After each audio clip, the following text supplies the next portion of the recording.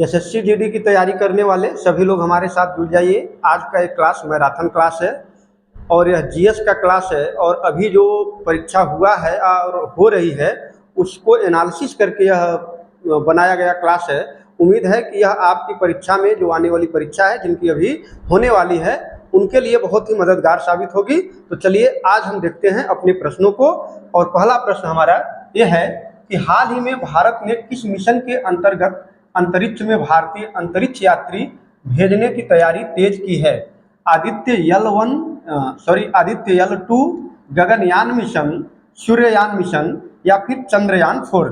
देखिए अभी अगर हम देखें तो यूपीएसआई का जो कट ऑफ भी गया है, जिस तरीके से जितना ज़्यादा गया है उसको देखकर भी यह लगता है कि हमें प्रश्नों का जो लेवल है वो थोड़ा सा बढ़ाना चाहिए और उस तरह के प्रश्नों को शामिल करना चाहिए जो इस समय परीक्षा में पूछे जा रहे हैं। उनमें से यह एक प्रश्न है जो बहुत संभावना है कि पूछी जा सकती है आपसे। देखिए इसमें क्या पूछा गया है कि हाल ही में भारत ने किस मिशन के अंतर्गत अंतरिक्ष में भारतीय अंतरिक्ष यात्री भेजने की तैयारी की है। देखिए भारत उन देशों में शामिल हो चुका है जो अंतरिक्ष में यात्री जो देशों ने भेजा था उन देशों में भारत शामिल हो चुका है। और यह गगनयान मिशन के तहत भारत ने अंतरिक्ष में अपने एस्ट्रोनॉम्स को भेजा है। यह इसरो का भारतीय अंतरिक्ष अनुसंधान संस्थान का जो ये मिशन है, इसरो का यह मिशन है और इस मिशन के तहत भारत अपने एस्ट्रोनॉम्स को लो अर्थ ऑर्बिट में भेजने का प्रयास किया है और वहां पे भेजने का प्रयास कर रहा है। आदित्य L1 कोई मिशन नहीं है बल्कि आदित्य L1 है, L2 नहीं है बल्कि L1 है और यह सौर मिशन है जो सूर्य की कोरोना और विंड एनर्जी से संबंधित अध्ययन करेगा। तो आदित्य L1 है, यह नहीं है। सूर्ययान कोई मिशन नहीं है और चंद्रयान 4 अभी सोचा जा रहा है। चंद्रयान 3 हमने चंद्रमा पर बहुत ही सफलतापूर्वक भेजने में हमने सफलता पाई थी। तो इसका उत्तर कौन सा है अंतरिक्ष यात्री का? कि गगनयान मिशन के अंतर्गत भारत ने हाल ही में योजना बनाई है कि हम अपने अंतरिक्ष यात्रियों को भेजेंगे अंतरिक्ष में। दूसरा प्रश्न है, हाल ही में वन नेशन वन इलेक्शन समिति के अध्यक्ष कौन थे? क्या अमित शाह थे या रामनाथ कोविंद थे, नरेंद्र मोदी थे या जगदीप धनखड़ थे? देखिए जगदीप धनखड़ पिछले कुछ महीनों में बड़ा चर्चा में थे क्योंकि इन्होंने अपने जो उपराष्ट्रपति का पद था वहां से इन्होंने इस्तीफा दे दिया था। लेकिन यह वन नेशन वन इलेक्शन के समिति के अध्यक्ष नहीं थे। वन नेशन वन इलेक्शन क्या है कि यह सोचा जा रहा है कि भविष्य में पूरे देश में एक साथ इलेक्शन कराया जाए जिससे कि इलेक्शन में होने वाले जो चुनावी खर्चे हैं उसको कम किया जाए, प्रशासनिक जो कार्यों में लोग लगते हैं उसमें सुधार किया जाए। इसको देखते हुए भारत ने ये सोचने का प्रयास किया है कि वन नेशन वन इलेक्शन कराया जाए और इसके अध्यक्ष थे पूर्व राष्ट्रपति रामनाथ कोविंद जी। इसके अध्यक्ष कौन है? पूर्व राष्ट्रपति रामनाथ कोविंद जी। इनको बनाया गया कि आप इस पर विचार करिए, सोचिए कि किस तरीके से इसको इम्प्लीमेंट किया जा सकता है। ठीक है, अगला जो हमारा क्वेश्चन है, भारत में संविधान की प्रस्तावना में समाजवादी और धर्मनिरपेक्ष शब्द किस संशोधन द्वारा जोड़े गए हैं? कहने का मतलब है कि किस संविधान संशोधन के द्वारा भारतीय संविधान की प्रस्तावना में समाजवादी, धर्मनिरपेक्ष और एक शब्द और जोड़ा गया है, अखंडता। अखंडता शब्द भी उसी के साथ जोड़ा गया है। तो यह तीनों शब्द किस संविधान संशोधन द्वारा जोड़ा गया है? तो यह है 42वां संविधान संशोधन के द्वारा जोड़ा गया है जो 1976 में हुआ। 42वां संविधान संशोधन, जिसे हम लोग मिनी संविधान या मिनी कॉन्स्टिट्यूशन के नाम से भी जानते हैं। मिनी संविधान कौन है? 42वां संविधान संशोधन, क्योंकि इस संशोधन में बहुत ढेर सारे बदलाव कर दिए गए थे। 24वां जो संशोधन है यह संविधान संशोधन की शक्तियों से लेकर था, उसकी शक्तियों को बढ़ाया गया था। संविधान संशोधन की शक्तियों को 44वां संविधान संशोधन में जो संपत्ति का अधिकार है, संपत्ति का अधिकार उसे क्या कर दिया गया? केवल कानूनी अधिकार रह गया, वह उसे मौलिक अधिकारों की श्रेणी से हटा दिया गया। और यह जो आपातकाल लगा था, आपातकाल, उसमें भी सुधार के लिए 44वां संविधान संशोधन किया गया था। 52वां संविधान संशोधन 10वीं अनुसूची इसके द्वारा लाई गई, 10वीं अनुसूची। और आप जानते हैं कि 10वीं अनुसूची किससे संबंधित है? तो 10वीं अनुसूची दल बदल कानून से संबंधित है, दल बदल कानून। ठीक है, तो जो 3 शब्द जोड़े गए, धर्मनिरपेक्ष, समाजवादी और अखंडता, वह 42वें संविधान संशोधन के द्वारा जोड़े गए। आप स्क्रीनशॉट ले सकते हैं। हाल ही में भारत का सबसे बड़ा ड्रोन प्रशिक्षण कार्यक्रम किस राज्य में शुरू किया गया है? ड्रोन प्रशिक्षण कार्यक्रम का मतलब है कि ड्रोन के माध्यम से, देखिए, यह एक तो कृषि, रक्षा और इनोवेशन से संबंधित अध्ययन करने के लिए यह ड्रोन प्रशिक्षण कार्यक्रम को शुरू किया गया है। और यह हाल ही में उत्तर प्रदेश में 2 शहर हैं, एक नोएडा और एक लखनऊ। यह दोनों क्या है? आईटी हब बनते चले जा रहे हैं और यहीं पे सबसे बड़ा ड्रोन प्रशिक्षण शुरू किया गया, नोएडा में, उत्तर प्रदेश में। ठीक है, इस तरह के प्रश्न इस समय परीक्षा में पूछे जा रहे हैं, आप ध्यान से देखिए। यदि किसी वस्तु का वेग 2 गुना कर दिया जाए तो उसकी गतिज ऊर्जा कितनी हो जाएगी? ठीक है, वेग दूना करने पर गतिज ऊर्जा पूछ रहा है, तो किसी भी, ये क्या पूछ रहा है? काइनेटिक एनर्जी, यानी कि इसका आप फार्मूला जानते हैं, इसका फार्मूला क्या होता है? ठीक है, यह इसका फार्मूला है। तो कह रहा है कि अगर इसमें हम वेग को दुगुना करें, अगर v को दुगुना करेंगे तो v जब यह दुगुना होगा तो ये क्या हो जाएगा? 2v² हो जाएगा, तो यह 4 हो जाएगा। तो इसका मतलब है कि 4 गुनी हो जाएगी, तो गतिज ऊर्जा उसकी कितनी हो जाएगी? 4 गुनी बढ़ जाएगी। हाल ही में ब्रिक्स 2025 सम्मेलन में किस देश को नए सदस्य के रूप में विशेष महत्व मिला है? मिस्र है, अर्जेंटीना है, यूएई है या इथियोपिया है? देखिए, ब्रिक्स में कुल इस समय कुल जो शामिल देश हैं वो 10 देश शामिल हैं, 10 देश हैं इसमें शामिल। देखिए, 5 तो इसके नाम में ही है। एक ब्राजील, बी से ब्राजील है, दूसरा आर से क्या है? रूस है, रसिया यानी कि, और तीसरा क्या है? इंडिया यानी कि भारत है, सी से चाइना यानी चीन है। ये 5 जो देश हैं ये मतलब दक्षिण अफ्रीका है, ये दक्षिण अफ्रीका। और ये 5 देश जब शुरू में बना था ब्रिक्स, उस समय ये 5 देश शामिल थे। बाद में उसमें कुछ देश जुड़ते गए हैं, जिनमें से 10 देशों में मिस्र भी है, यूएई भी है, इथियोपिया, 3 देश तो यही हैं। और 2 देश कौन से हैं? 2 देश, एक है ईरान और सऊदी अरब। तो ये 10 देश हैं जो इसमें है, ब्रिक्स में शामिल हैं। लेकिन अभी कहा गया कि हाल ही में ब्रिक्स सम्मेलन 2025 में किस देश पे सबसे ज्यादा फोकस किया गया, तो वह था संयुक्त अरब अमीरात यानी कि यूएई पर सबसे ज्यादा फोकस किया गया। उसके साथ व्यापारिक समझौते किस तरह से होंगे, उसको किस तरह से सुविधाएं क्या क्या उसके साथ करनी है, ये सारी बातों पे फोकस, यानी कि यूएई के साथ सबसे ज्यादा इस सम्मेलन में यूएई पर फोकस किया गया था। अगला प्रश्न है, भारत का पहला ग्रीन हाइड्रोजन हब किस राज्य में विकसित किया जा रहा है? देखिए, ग्रीन हाइड्रोजन मतलब कि ऐसी एनर्जी जो बहुत ही अच्छी एनर्जी मानी जाती है, उस तरह की एनर्जी की बात की जा रही है, जैसे सौर एनर्जी हो या फिर ज्वारी ऊर्जा हो या फिर विंड एनर्जी हो। इस तरह की एनर्जी में कौन आगे जा रहा है?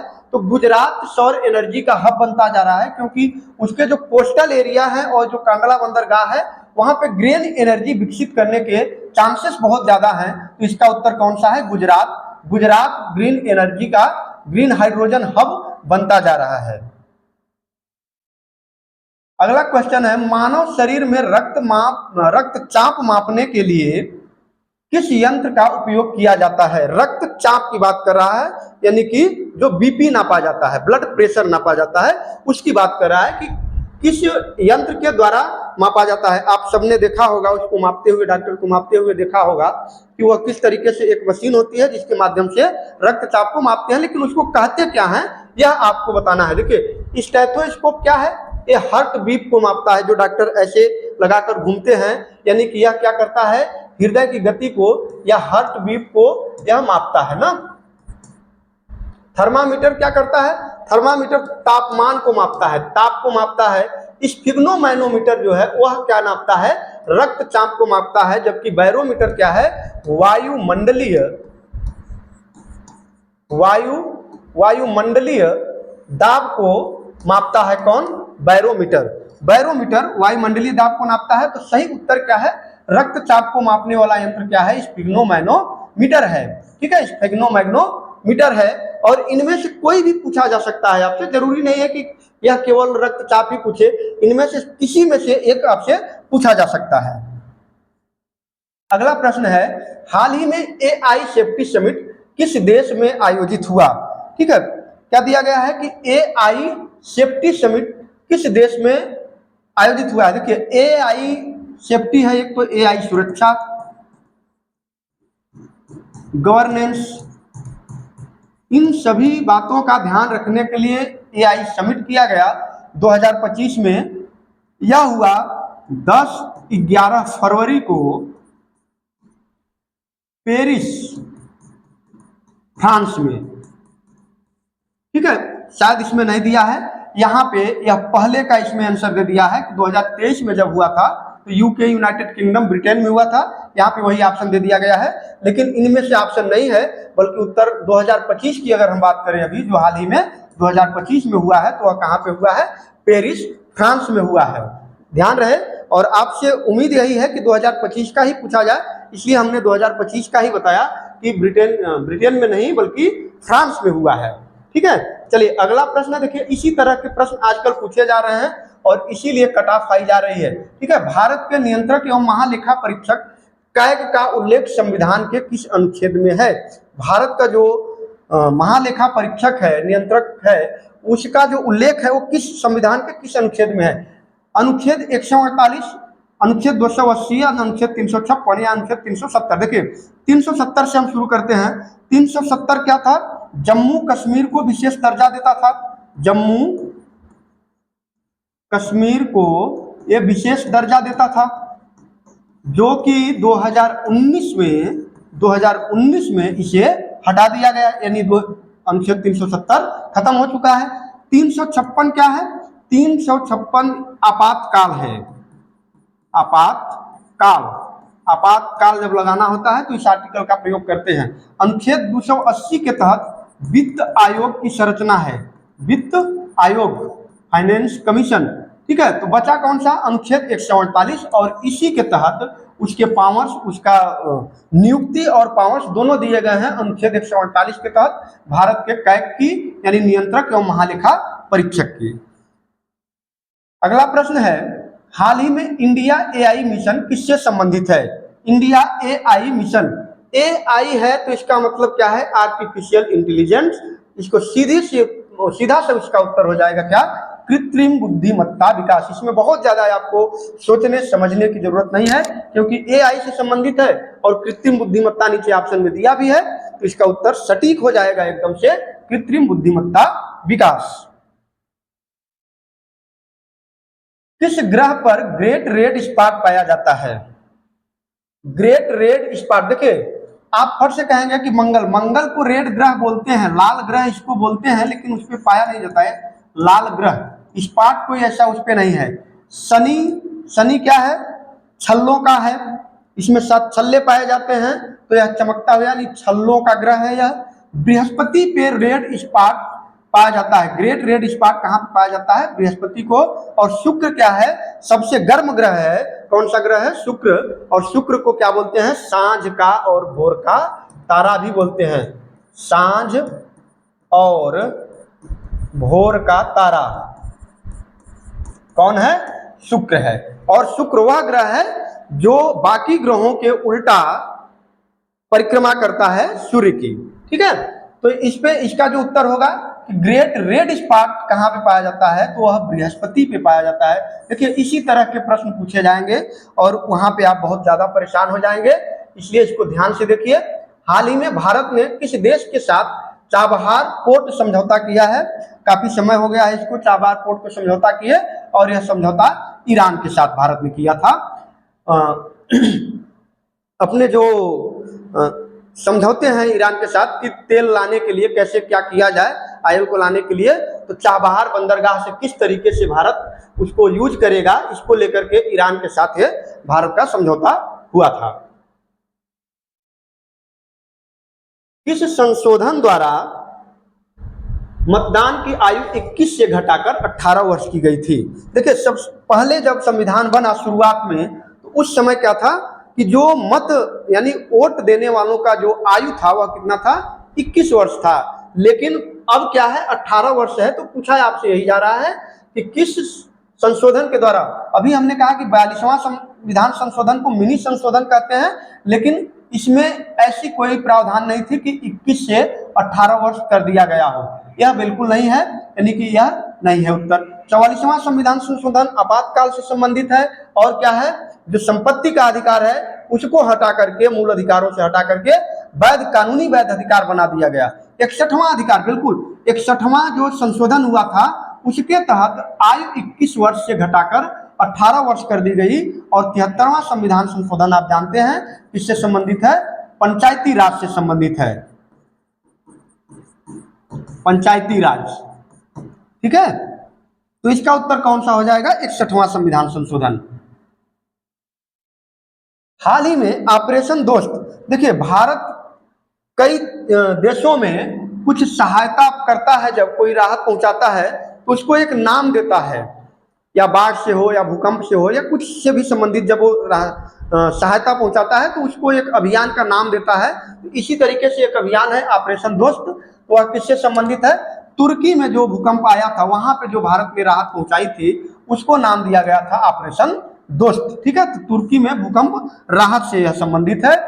अगला प्रश्न है, यदि प्रतिरोध समान हो, यदि प्रतिरोध समान हो और विभवांतर दुगुना हो जाए तो धारा पर क्या प्रभाव पड़ेगा, क्या आधी हो जाएगी, दोगुनी हो जाएगी, 4 गुनी हो जाएगी, या फिर समान रहेगी। देखिए, अगर प्रतिरोध समान है और विभवांतर को क्या किया जा रहा है, दोगुना किया जा रहा है। ठीक है,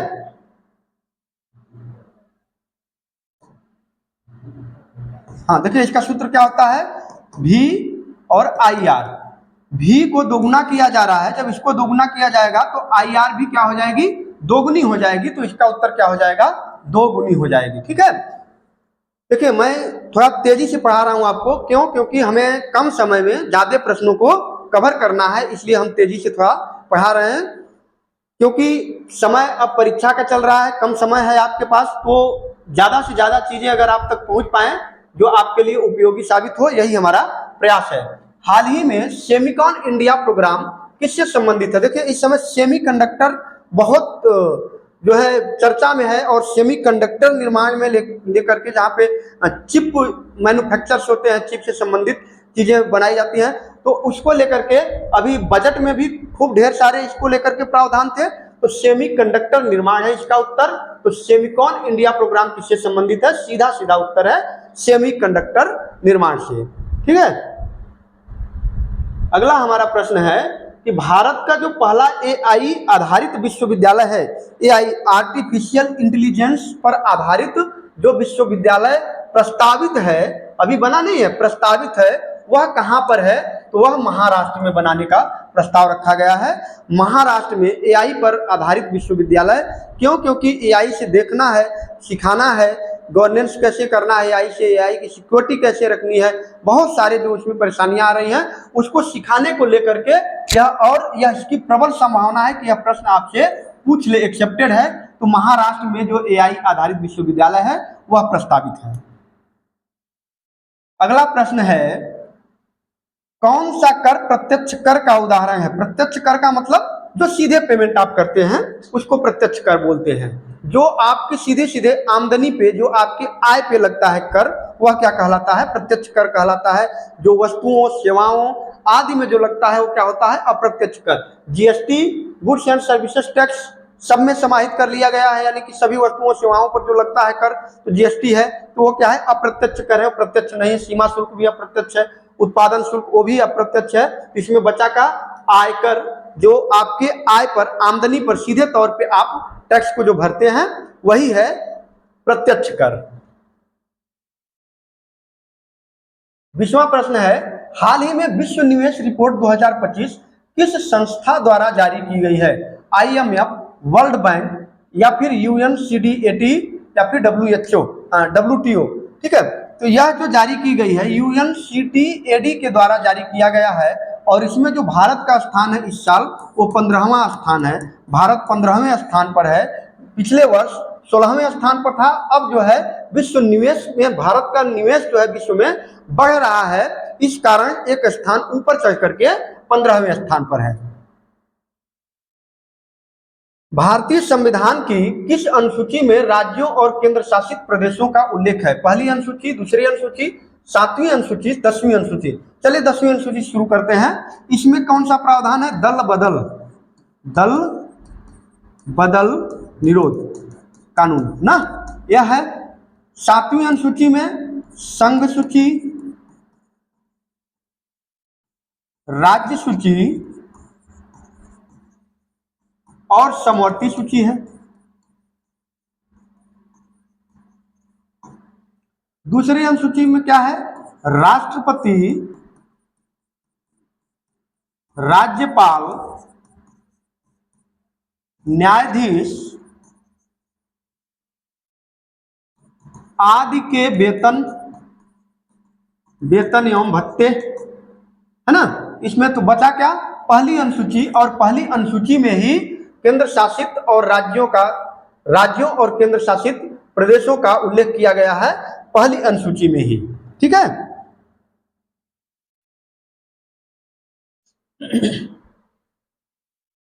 अगला प्रश्न है, भारत में काली मिट्टी मुख्यतः किस फसल के लिए उपयुक्त मानी जाती है? काली मिट्टी की बात कर रहा है कि किस फसल के लिए उपयुक्त मानी जाती है काली मिट्टी। क्या चाय? बिल्कुल नहीं। चाय के लिए कैसी मिट्टी चाहिए? लेटराइट मिट्टी चाहिए, लेटराइट सॉइल चाहिए चाय के लिए, ठीक है। कपास, हाँ बिल्कुल, कपास के लिए ही काली मिट्टी उपयुक्त मानी जाती है। काली मिट्टी को रेगुर भी बोलते हैं। क्या बोलते हैं? रेगुर, ठीक है। जूट के लिए जलोढ़ मिट्टी उपयुक्त है, जलोढ़ मिट्टी जूट के लिए, ठीक। और गेहूं के लिए भी मुख्यतः जलोढ़ मिट्टी ही उपयुक्त मानी जाती है। तो काली मिट्टी को कपासी मिट्टी भी बोलते हैं। क्या बोलते हैं? कपासी मिट्टी। और यह गुजरात और महाराष्ट्र में मुख्य रूप से पाई जाती है। कौन सी मिट्टी? काली मिट्टी मुख्य रूप से कहाँ पाई जाती है?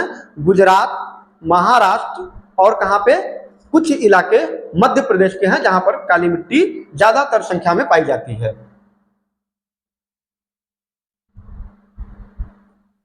साइमन कमीशन भारत कब आया? यह बड़ा अच्छा सवाल है। साइमन कमीशन जब भारत आया तो उसका खूब विरोध भी हुआ। क्यों विरोध हुआ? क्योंकि साइमन कमीशन आया था भारतीयों के लिए जांच करने के लिए, जो जलियांवाला बाग हत्याकांड हुआ था उसकी जांच करने के लिए आया था, लेकिन उसमें एक भी भारतीय सदस्य नहीं थे। इस कारण से साइमन कमीशन गो बैक के नारे लगे। अब आप ही बताओ, आप हमारी जांच के लिए भेज रहे हो और हमारे में से ही कोई सदस्य नहीं है, तो क्या वह जांच सही हो पाएगी? नहीं हो पाएगी। भारतीयों का विरोध करना एकदम जायज था। तो यह बना तो 1927 में था, 1927 में गठित हो गया था, लेकिन जो भारत आया था, भारत आया कब आया? 1928 में आया, और उसी समय साइमन गो बैक के नारे लगे।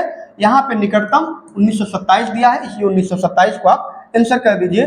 1919 रॉलेट एक्ट और क्या? जलियांवाला बाग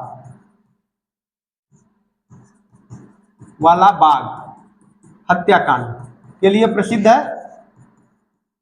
और क्या है? 1930 सविनय अवज्ञा या दांडी मार्च कह लीजिए, दांडी मार्च। 1942 भारत छोड़ो आंदोलन, जो गांधी जी द्वारा चलाया गया था, भारत छोड़ो आंदोलन, ठीक है।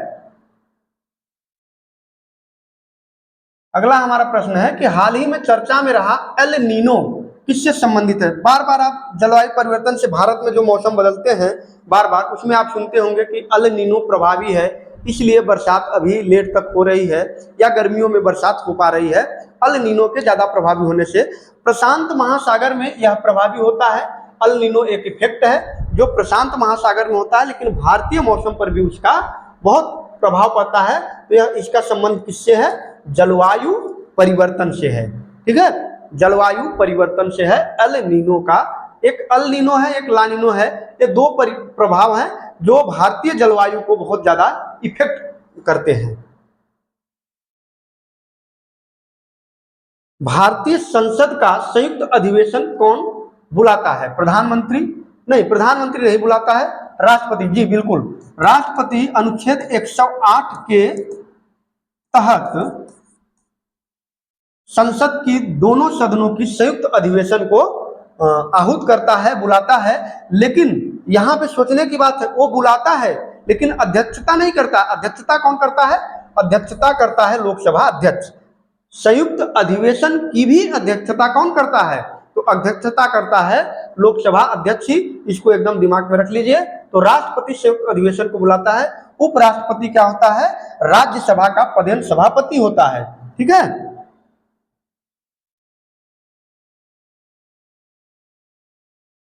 प्लासी का युद्ध कब हुआ था? 1757, 1764, 1857 या फिर 1773? देखिए 1773 वह समय है जब रेगुलेटिंग एक्ट आया, जिसमें बहुत सारे बदलाव किए गए। इसी के तहत सर्वोच्च न्यायालय को बनाया गया। 1857 आप जानते हैं कि भारत में क्रांति हुई थी। और 1764 बक्सर का युद्ध हुआ। बक्सर का युद्ध बचा क्या? 1757। तो प्लासी का जो युद्ध हुआ वो कब हुआ? 1757 में हुआ। 1757 में अंग्रेजों की तरफ से, अंग्रेज और बंगाल का नवाब, इन दोनों के बीच में हुआ। बंगाल का नवाब, एक प्लासी नामक, बंगाल में एक प्लासी नामक जगह है, वहां पे हुआ। अंग्रेजों की तरफ से लॉर्ड क्लाइव और बंगाल का नवाब कौन था? सिराजुद्दौला। सिराजुद्दौला। और इसी का जो मंत्री था उसने इसको, सेनापति, उसने जो मीर जाफर था उसने इसको धोखा दिया और सिराजुद्दौला की क्या हुई? पराजय हुई। और यहाँ से यह कहा जाता है कि भारत में अंग्रेजों की जो सदी शुरुआत है वो 1757 की जो ये प्लासी का युद्ध है उसके बाद से ही मानी जाती है। हाल ही में IMEC कॉरिडोर किससे संबंधित है? रक्षा समझौता, व्यापार और कनेक्टिविटी, जल संरक्षण, कृषि उत्पादन, यह किससे संबंधित है? देखिए IMEC का मतलब है कि India middle east Europe corridor. देखिए यह भारत को मिडिल ईस्ट से, जो मिडिल ईस्ट है उससे जोड़ता हुआ और यूरोप को एक साथ जोड़ता हुआ कनेक्टिविटी, व्यापार और कनेक्टिविटी को बढ़ावा देता है। तो यह जो कॉरिडोर है वो किससे संबंधित है? व्यापार और कनेक्टिविटी से। भारत में राज्यसभा एक स्थायी सदन क्यों कहलाती है? क्यों कहलाती है? इसका कार्यकाल 6 वर्ष है। बिल्कुल, कार्यकाल से कोई मतलब नहीं है। कार्यकाल 6 वर्ष होने से स्थायी सदन नहीं हो जाता है। इसे भंग नहीं किया जा सकता। बिल्कुल, इसे भंग नहीं किया जा सकता। क्यों? और इसका उत्तर यही है क्योंकि इसमें हर 2 वर्ष पे, 2 वर्ष में इसके 1/3 जो सदस्य हैं वह सेवानिवृत्त हो जाते हैं। सेवानिवृत्त हो जाते हैं और नए सदस्यों का चुनाव हो जाता है। इसलिए इस सदन को कभी भी भंग नहीं किया जा सकता है और इसीलिए यह एक स्थायी सदन है। इसके सदस्य राष्ट्रपति बिल्कुल चुनते हैं, भाग लेते हैं, लेकिन यह कारण नहीं है कि राज्यसभा स्थायी सदन है। इसमें चुनाव नहीं होते। बिल्कुल चुनाव होते हैं, चुनाव के माध्यम से ही सदस्य चुने जाते हैं। ठीक है, तो ये तो एकदम गलत है। बाकी इसका उत्तर कौन सा है कि इसे भंग नहीं किया जा सकता है। दक्कन का पठार मुख्यतः किस प्रकार की चट्टानों से बना है? देखिए बेसाल्टिक जो लावा है उससे बना हुआ है दक्कन का पठार। और बेसाल्टिक लावा का मतलब क्या है कि आग्नेय चट्टानों से मिलकर बना हुआ है। तो कौन सा? अवसादी चट्टानों से नहीं। अवसाद का मतलब जो अवसादों को ला करके नदियों के माध्यम से जो जुटाया जाता है, पहाड़ बनाया, उससे नहीं। बिल्कुल उस मिट्टी का निर्माण नहीं हुआ है। यह आग्नेय चट्टानों से निर्मित क्या है? दक्कन का पठार है। हाल ही में चर्चा में रहा आर्टिकल 370 किस राज्य केंद्र शासित प्रदेश से संबंधित था? अभी पीछे मैंने बताया आपको कि यह जम्मू कश्मीर से संबंधित था। तो इसका सीधा से उत्तर कौन सा है? जम्मू और कश्मीर। अब इसे क्या कर दिया गया है? हटा दिया गया है। 2019 में हटा दिया गया। यह जम्मू और कश्मीर को क्या देता था, यह विशेष दर्जा इसे प्राप्त था। इस आर्टिकल के तहत विशेष राज्य का दर्जा इसे प्राप्त था, जो कि 2019 में हटा दिया गया है। ठीक है।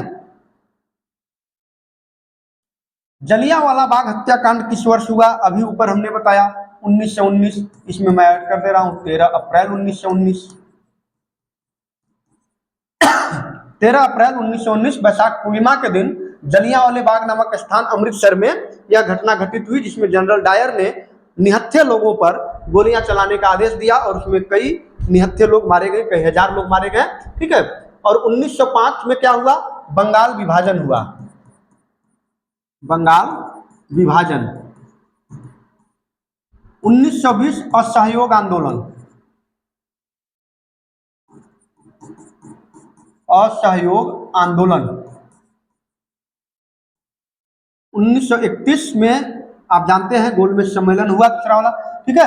तो यह जो प्रमुख थे उसको मैंने लिखा, तो इसका उत्तर कौन सा है, 1919 जलियांवाला बाग। भारत का सबसे अधिक जनसंख्या वाला राज्य कौन सा है, तो उत्तर प्रदेश है पहले नंबर पर। ठीक है। उत्तर प्रदेश सबसे अधिक, अगर हम कहें कि सबसे कम, तो सबसे कम किस राज्य की है, सिक्किम की। सबसे कम जनसंख्या सिक्किम की और सबसे अधिक जनसंख्या किसकी, उत्तर प्रदेश की। हाल ही में यूसीसी का पूरा नाम क्या है, यूसीसी यानी यूनिफॉर्म सिविल कोड, जिसकी अभी हाल ही में खूब चर्चा हो रही है कि इसे जो है पूरे देश में लागू किया जाए। मुख्यतः जो विवाह और विवाह विच्छेद से संबंधित जो कानून होते हैं, अलग अलग धर्मों के अलग अलग हो जाते हैं, उसी को लेकर के यूनिफॉर्म सिविल कोड लागू करने की बात की जा रही है कि सभी राज्यों में, सभी धर्मों में एक हो जाए, जो नियम एक के लिए हो सबके लिए हो, इसलिए यह यूनिफॉर्म सिविल कोड है। आर्टिकल 44 में इसका उल्लेख किया गया है। ठीक है। अभी सभी राज्यों में, हाल ही में उत्तराखंड ने अपने यहाँ क्या किया है, यूनिफॉर्म सिविल कोड को लागू किया है।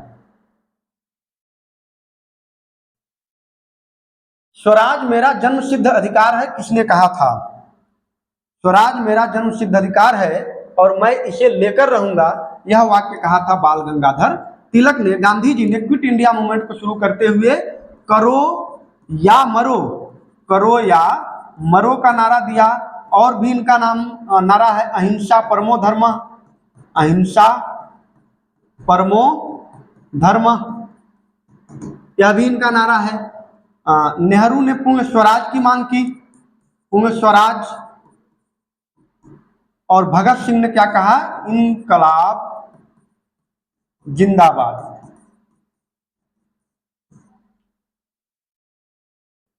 ठीक है। तो इसका उत्तर कौन सा है, बाल गंगाधर तिलक।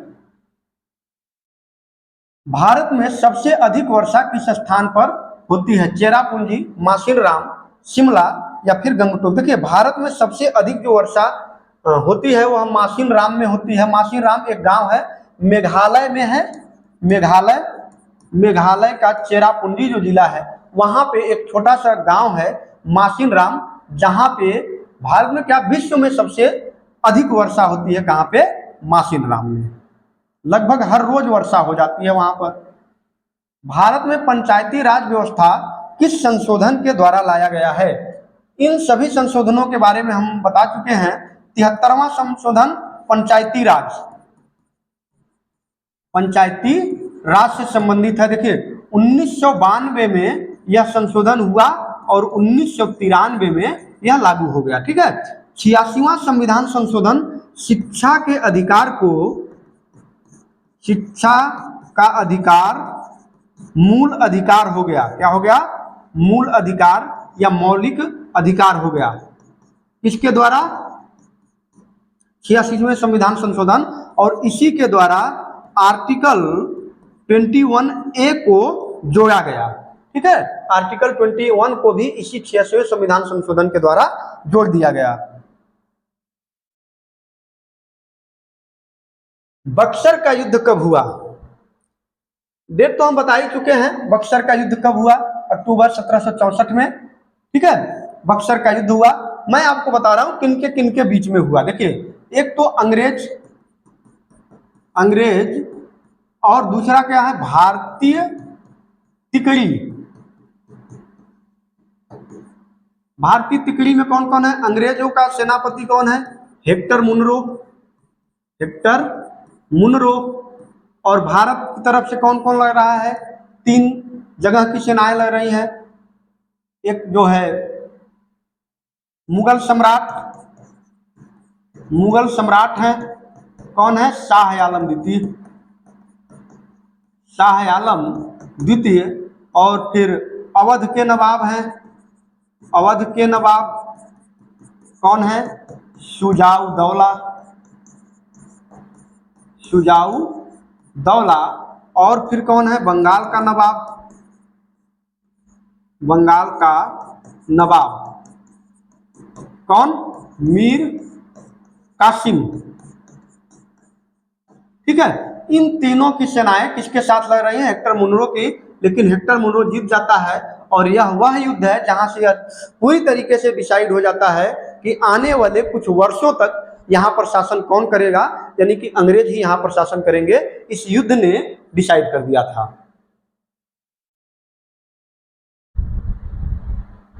हाल ही में काप 29 सम्मेलन किस विषय से संबंधित है? देखिए, काप का जो सम्मेलन है वह जलवायु परिवर्तन से संबंधित है। तो इसका सीधा उत्तर है क्या?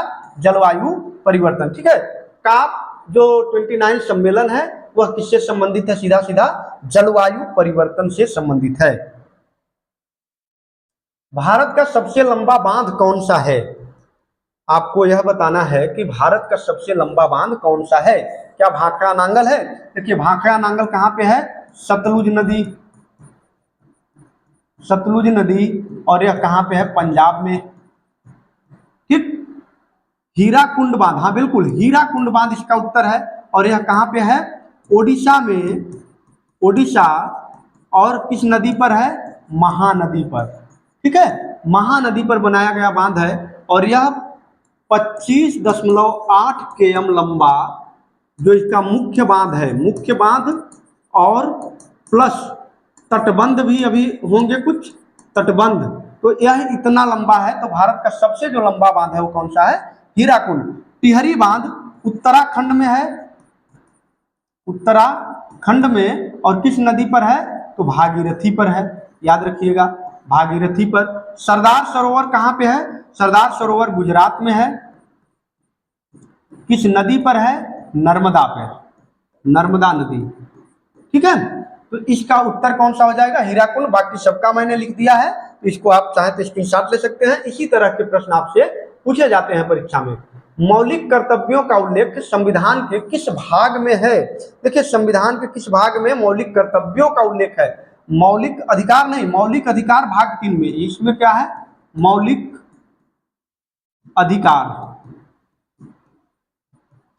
ठीक, मौलिक कर्तव्य, बिल्कुल, इसमें क्या है? मौलिक कर्तव्य। इससे 42वें संविधान संशोधन के जोड़ा गया। इसमें क्या है? राज्य के नीति निदेशक तत्व। और भाग 2 में क्या है? नागरिकता।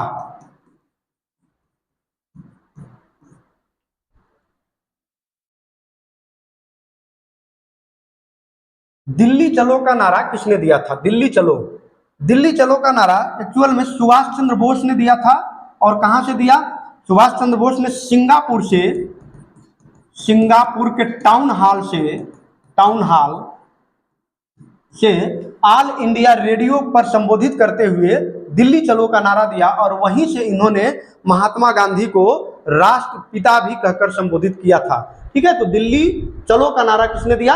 सुभाष चंद्र बोस ने। भारत का सबसे बड़ा राज्य क्षेत्रफल की दृष्टि से कौन है? तो क्षेत्रफल की दृष्टि से सबसे बड़ा जो राज्य है वह कौन सा है? राजस्थान है। लेकिन अगर सबसे छोटा की बात करें तो सबसे छोटा कौन सा है? गोवा है। ठीक है, सबसे छोटा राज्य भारत का गोवा, सबसे बड़ा राज्य कौन सा? राजस्थान।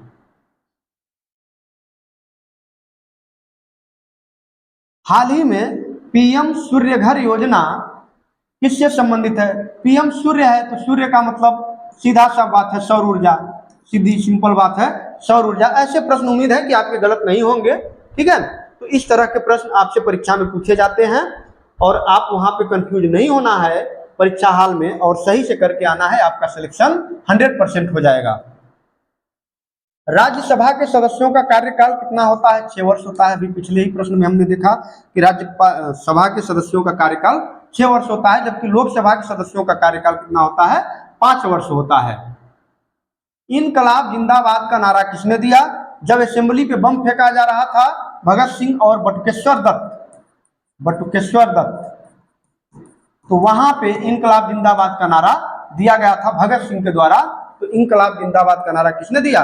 भगत सिंह। पटेल लौह पुरुष के नाम से जाने जाते हैं, भारत के पहले उप प्रधानमंत्री, गृह मंत्री। भारत की सबसे लंबी नदी कौन सी है? भारत की सबसे लंबी नदी कौन सी है? तो गंगा है। देखिए ब्रह्मपुत्र गंगा से अधिक लंबी है, लेकिन चूंकि वह चाइना से होकर के आती है इसलिए वह भारत की सबसे लंबी नदी नहीं है, जबकि यह गंगा क्या है? भारत की सबसे लंबी नदी है और गंगोत्री से निकलती है, गंगोत्री से निकलती है और बंगाल की खाड़ी में जाकर के गिर जाती है। बंगाल की खाड़ी में सुंदरबन डेल्टा बनाती हुई बंगाल की खाड़ी में गिर जाती है और इसकी लंबाई 2525 किलोमीटर है। ठीक है, तो इसकी लंबाई कितनी है? 2525 किलोमीटर। हाल ही में डिजिटल इंडिया एक्ट चर्चा में क्यों रहा? क्योंकि डिजिटली जो सुधार करने हैं, कानूनों को डिजिटलाइज करना है और उसमें सुधार की जरूरत है, उसको देखते हुए डिजिटल कानून सुधार से संबंधित डिजिटल इंडिया एक्ट लाया गया, जो डिजिटल कानूनों में क्या करेगा? सुधार करेगा।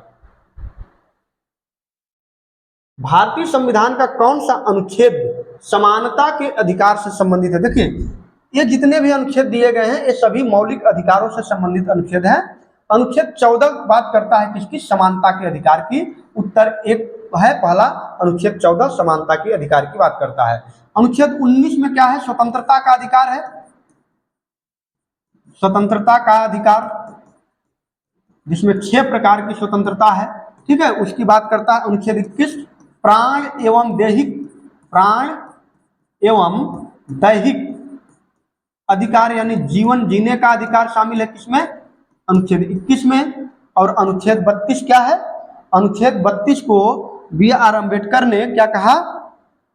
संविधान की आत्मा कहा इन्होंने। क्यों कहा? क्योंकि संवैधानिक उपचारों का अधिकार शामिल है इसमें, संवैधानिक उपचारों का, यानी इस अनुच्छेद के तहत भारत का कोई भी व्यक्ति सीधे सुप्रीम कोर्ट या हाई कोर्ट में अपील कर सकता है।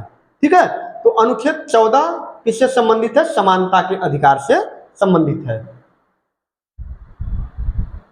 चौरी चौरा कांड किस आंदोलन से संबंधित है? असहयोग आंदोलन, सविनय अवज्ञा आंदोलन, भारत छोड़ो आंदोलन या फिर स्वदेशी आंदोलन?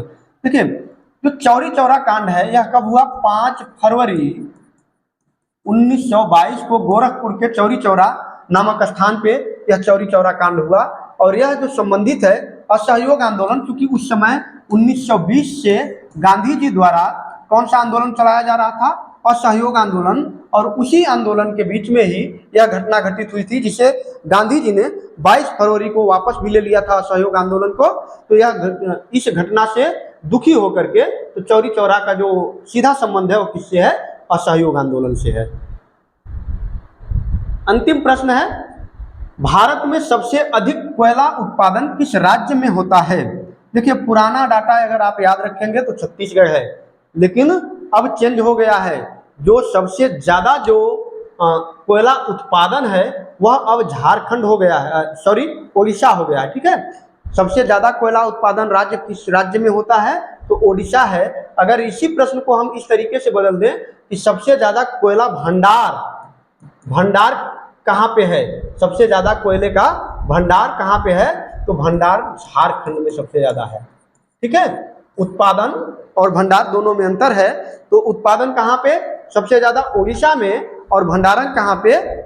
झारखंड में। तो ये थे आज के हमारे प्रश्न जो हमने एनालिसिस करके बनाए थे आपके लिए। वो बहुत मेहनत के बाद इन प्रश्नों को बनाया गया था, हमारी टीम ने बहुत मेहनत की है और उम्मीद है कि यह जो प्रश्न है आपकी परीक्षा में बहुत ही महत्वपूर्ण साबित होंगे अगर ये प्रश्न आपको अच्छे लगे हों तो वीडियो को लाइक, सब्सक्राइब और कमेंट जरूर करें, और कमेंट करके बताएं कि हमारा वीडियो आपको कैसा लगता है।